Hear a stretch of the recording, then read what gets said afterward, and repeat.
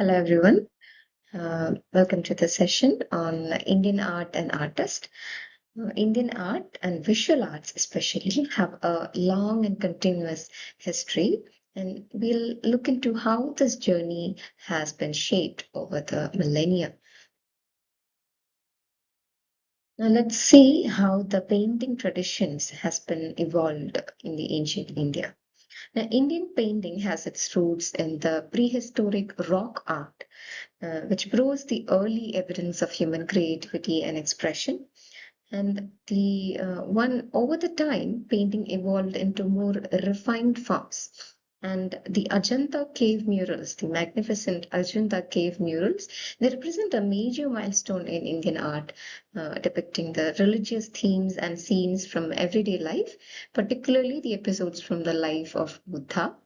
Uh, these murals, they combine the spiritual depth with the technical excellence. Now, about sculpture, India has a rich and continuous cultural tradition also dating back to the early civilizations, which is the classical sculpture. There are some schools which laid the foundation for the classical Indian sculpture, which are the Mathura school, Gandhara, and the Amaravati school. Now, these each schools they contributed their own distinct stylistic features. And Mathura school is one of the earliest schools known for its rawest forms and indigenous Indian style. And then the Gandhara school, which we can see a fusion of Greek and Indian influences. And then the Amaravati school, which is known for its narrative reliefs and the sophisticated sculptural compositions of South India. So all these cultural traditions they date back to the early civilizations. So these were the foundational schools which established the aesthetic principles of Indian classical sculpture, Mathura, Gandhara, and the Amaravati school. Now, in the 4th and 6th century, we have the Gupta period, which is celebrated as the artistic perfection in Indian history.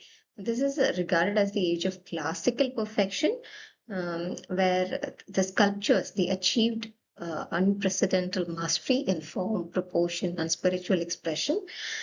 Along with this Gupta sculptures, we have also the Pallava and Chola period. They also made remarkable achievements, including their bronze sculptures, which are very famous. When we move on to the medieval period, we have the Mughal painting, which emerged as a synthesis or the collaboration of Indian and Persian artistic traditions. It introduced refined techniques, detailed portraiture, and narrative richness. It's the richness in this narration, which was one of the most important feature of this paintings. And one of the most ambitious projects of this period was Hamsa Nama, which is a series of large illustrated paintings produced under the patronage of Emperor Akbar, which is called Hamsana.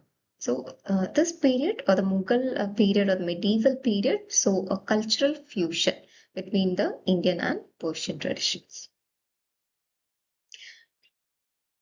When we move on to the modern India, we have the Bengal School of Art, which is the most important or significant contributor during this period.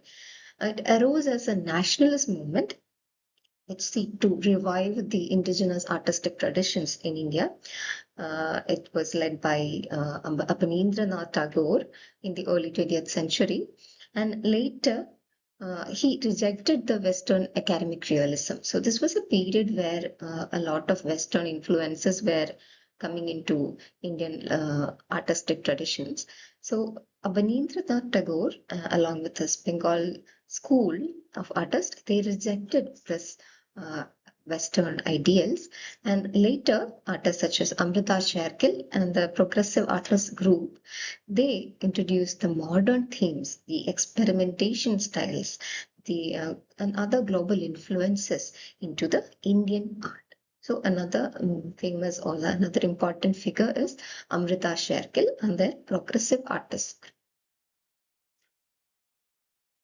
Indian performing arts also has a vital part to play in the cultural expression of the country, especially the musical traditions. The Indian classical music is broadly divided into two traditions, which is the Hindustani music of North India and the Carnatic music of the South India.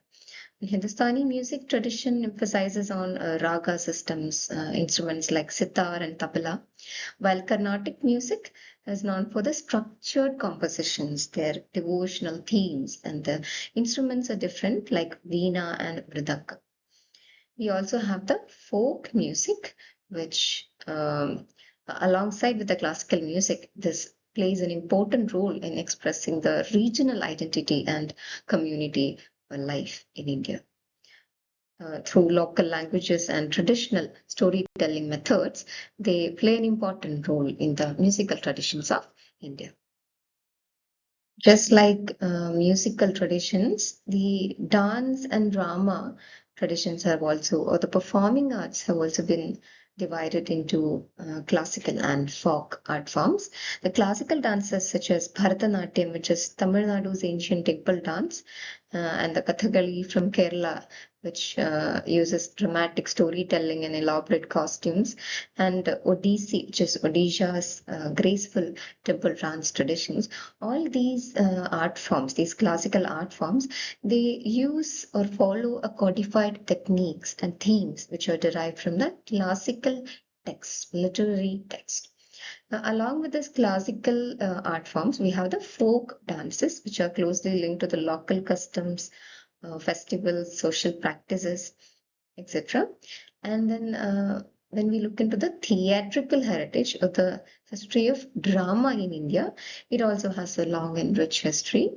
The foundational text, which serves as the core idea in theatrical heritage, is the Bharata's Natya Shastra, which integrates acting, music, and dance into a unified theatrical tradition.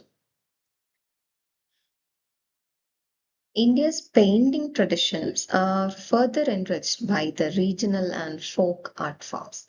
And one of the important regional art form is from Orissa or Odisha.